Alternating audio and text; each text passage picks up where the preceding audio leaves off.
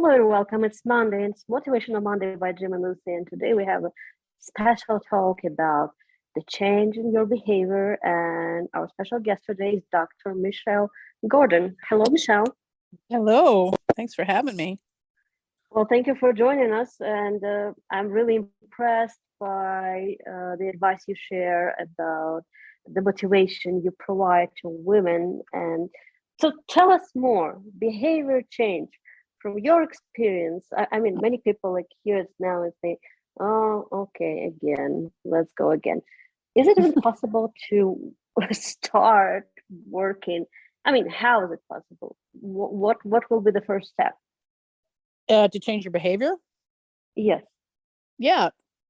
The first step to behavior change is deciding what you really want to focus on and then focusing on it. So I like to look at this model that is called the be, do, have model. The way to get what you want in life is to embody who it is you have to become in order to get there.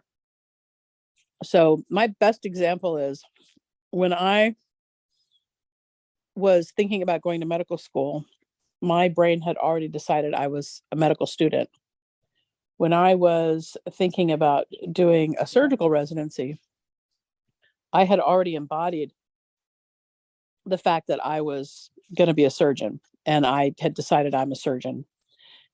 And so if you look back in your life and see where you've been able to make these changes, I'm a college student, I'm a high school graduate, all the things, these are things that you actually embody and you become before they actually happen. Absolutely. Well, making the decision is the step one, but convincing your brain, that sounds like something really difficult and not at the same time. I mean, we often say, okay, you make decision, you go for it. But sometimes, and I know you work with women in a burnout stage, sometimes we're really that tired that it's hard to see that next step. It's hard to keep that picture in mind. So how do we do that? Well, it's motivation really comes from seeing results. And so if you want to exercise every day, right? The way to get yourself motivated is to start to notice and celebrate every little win along the way. When you start to notice and celebrate the little wins, the wins that may not lead to weight loss, but maybe it's, I didn't eat that cookie, or excuse me, maybe it's, I had water instead of a soda. Little things like that, where you're starting to change your behavior in the moment when it's the hardest, where you're putting aside the instant gratification for the long-term goal.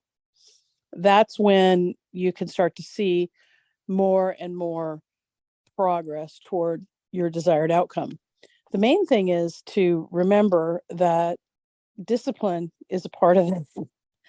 And sometimes it's creating habits more than anything else. It's creating new habits. So it's easy to get stuck in what one of my clients calls the inertia of the couch. And you just sit there and do the same things over and over. Maybe you're somebody who likes to watch Netflix or, binge watch whatever. And so maybe the win for you today is to actually get up and walk around the house. And that's still a win. So celebrating the little wins along the way and only looking for small improvements and celebrating those, that's what can really make the hugest difference. Wow, absolutely. This is great advice. Well, many women are listening to us right now. I mean, to us, it's like the roadmap. You make decision, you keep picture in your mind, at least you try, right? And then you make those small steps.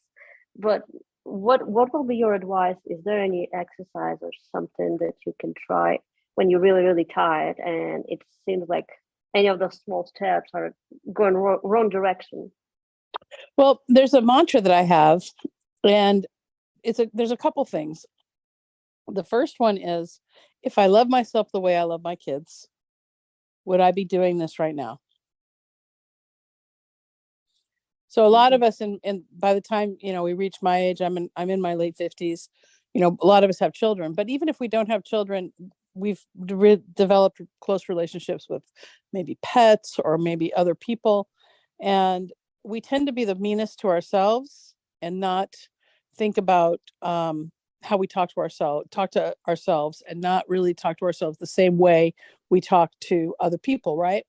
And so I really like to sit down and think about, like, if I were 100% committed to myself, if I love myself as much as I love my son, would I actually do whatever behavior is in front of me? Another exercise that I think is really good is to look at the future. So we tend to look at the future version of ourselves as distant and far away, which is why in the moment we don't actually take the action that we want to take. We have a lot of really great lofty ideas. I want to exercise, I want to drink more water, I want to eat right, I want to write, I want, whatever your thing is.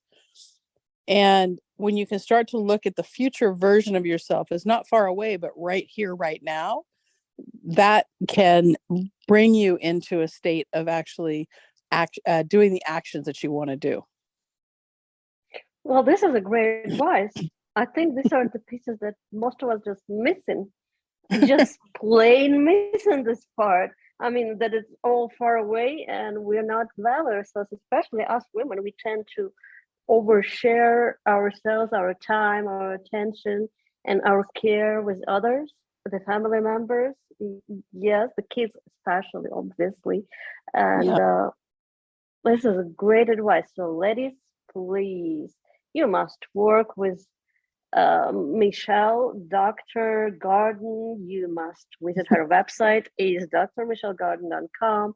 You can find link in the description to this episode. I've seen she has really nice newsletter that will keep you going. I mean, that's easy. Just put in your email and you're there. You're already in touch. You're already on the track. Michelle, what is special about women? I know in medical profession, men also have a high rate of burnout because of the hours and intensity and stress and everything, right? Mm-hmm. But regarding women, why do you think it's different?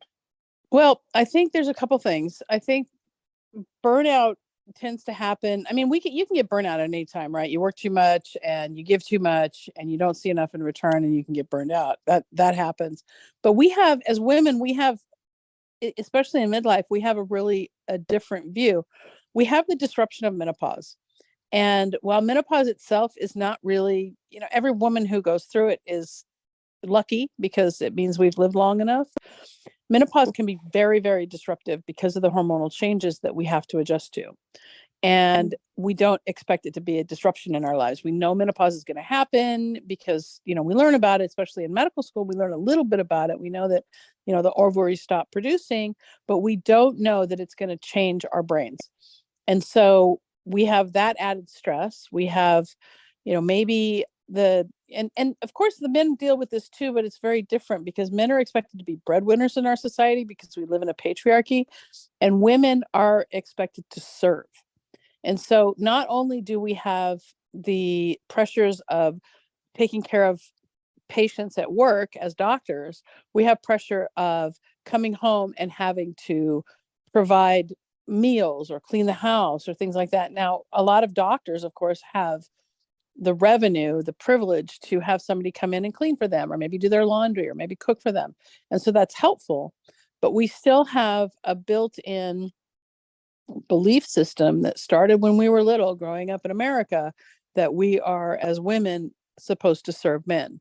And so it's something we have to overcome. And then as our children grow up, women in midlife have to deal with, having an empty nest and dealing with that, maybe having a relationship aging parents. A lot of times caring for aging parents falls on the females and not the males. And so there's a lot of added stressors that come with midlife, that then on top of that, the stressors of being in the middle of a job. If you're an academic, it's the, publish or perish, it's getting grants.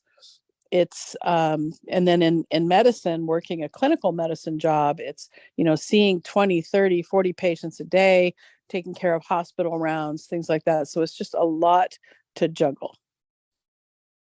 Well, absolutely. The way you explained it is just amazing. to me personally, hearing someone else say it, someone who knows they say it. I mean, that's a lot. So ladies, Yeah. don't be tough on yourself, but be demanding and loving to yourself first, because you matter, right? And actually, Michelle, you changed my world today. I never heard before the position regarding the menopause, that we are lucky because we got here. Yeah, it's so funny because menopause, it's a time. I mean, my first business was really serving women in menopause, and I decided to kind of pivot to serving women who are burned out. First of all, because it's more people like me, and secondly, my experience in trying to help women in menopause was that the women that I was talking that were attracted to me, or I was talking to, were just people who only wanted to complain about it, and they didn't want to see it from a different perspective. And when you can look at menopause as the privilege of a long life, as something that's going to happen and you have to get through, then it becomes so much less disruptive. And that doesn't mean that you're not having hormonal issues. It just means that, wow, I'm really lucky that I have this opportunity to go through it. Absolutely. That's completely different perspective, and it's absolutely wonderful. Thank you for changing my world today. And thank you for changing the world to our listeners. That means a lot.